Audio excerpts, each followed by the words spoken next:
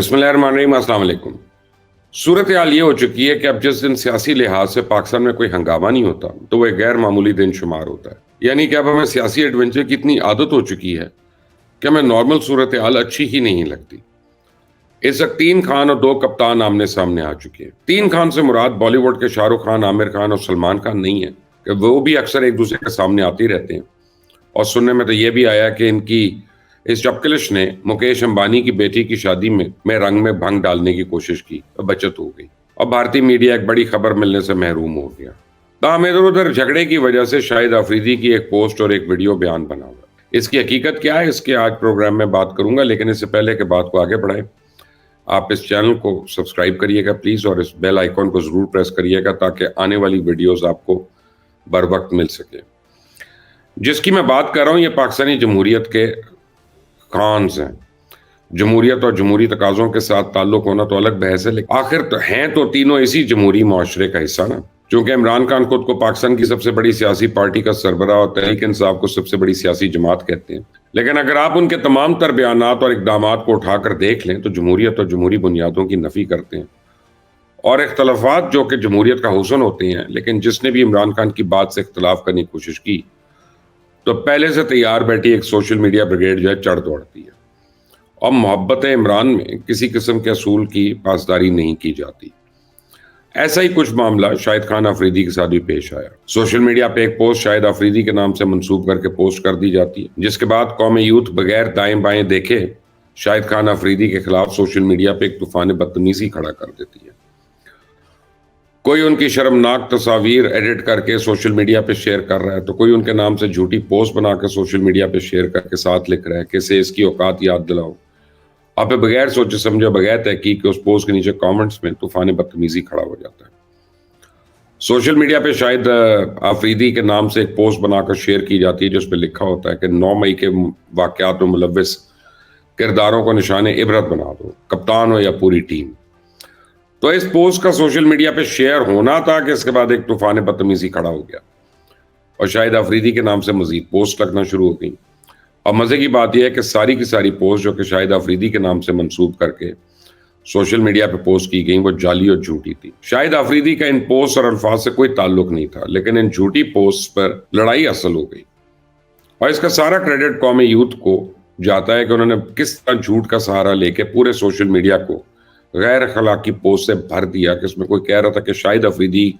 کے کاروبار کا بائیکاٹ کرو، کوئی کہہ رہا تھا کہ شاہد آفریدی کا بائیکاٹ کرو، تو کوئی کہہ رہا تھا شاہد آفریدی کے ہوٹل پہ کھانا نہیں کھانے جانا، وغیرہ وغیرہ، اور باقی الفاظ اتنے زیادہ غیر اخلاقی ہیں کہ میں تو ان کو ڈسکس نہیں کرنا چاہتا۔ لیکن بات یہاں رکی نہیں ہے، اس سے پھر عمران ریاض خان کی انٹری ہو جاتی ہے، اور اس بار شاہد آفریدی اور عمران ریاض خان کے درمیان ٹویٹر پہ جنگ شروع ہو جاتی ہے۔ ویسے اس بات کی طرف آنے سے پہلے میں آپ کو بتا چکا ہوں کہ میں آج سوچ رہا تھا کہ مجھے لگتا ہے جن لوگوں نے ایک دوسرے کے خلاف پوسٹ لگانی ہوتی ہے، ایک دوسرے کا جواب دینا ہوتا ہے، طنز یا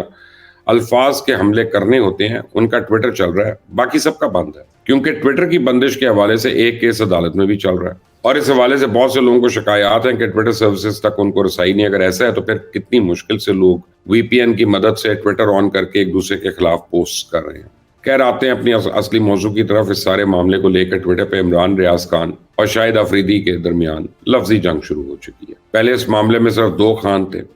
ایک شاہد آفریدی اور ایک عمران خان۔ پھر اس معاملے میں صحافت کے عمران ریاض خان نے انٹری مار دی اور ایک ٹویٹ لالا کے خلاف ٹویٹر پہ دے مارا۔ ہمارے خان اور انڈیا کے خانز کی تعداد برابر ہے، یعنی ادھر بھی 3 اور ادھر بھی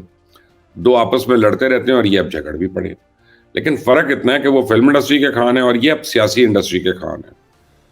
تو آتے ہیں عمران ریاض خان کی اس ٹویٹ کی طرف جس کے بعد معاملہ ذرا زیادہ گرم ہو گیا، جس میں عمران ریاض نے لکھا کہ شاہد آفریدی کو قوم نے سارا آنکھوں پہ بٹھایا، لیکن انہوں نے ملک لوٹنے والوں سے لے کر مینڈیٹ چوری کرنے والوں تک کو مبارکبادیں دیں، لوگوں نے برداشت کیا، لیکن اب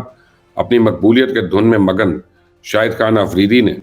پاکستان کے سب سے بڑے عوامی لیڈر پہ کھل کر تنقید کرنا شروع کی تو لوگوں کے صبر کا پیمانہ لبریز ہو گیا۔ پاکستان میں شاہد آفریدی کی طرح ان سے کمتر اور ان سے بہتر بہت سے سٹارز موجود ہیں جو آج مختلف انداز میں خود کو عوام سے جڑے ہوئے ہیں۔ ان سب کی اپنی اپنی سیاسی سوچ ہے، لیکن ان میں سے کسی نے بھی